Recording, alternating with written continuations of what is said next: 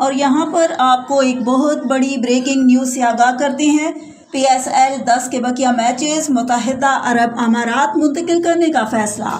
پاک بھارت کشیدگی کے باعث Pakistan super league P S L season 10 کے بقیہ میچز متحدہ عرب امارات منتقل کرنے کا فیصلہ کر لیا گیا ہے۔ پاکستان کرکٹ بورڈ نے پی ایس ایل کو یو اے ای شفٹ کرنے کی تصدیق کرتے ہوئے بتایا ہے کہ ایونٹ کے بقیہ 8 میچز کو متحدہ عرب امارات شفٹ کیا جا رہا ہے۔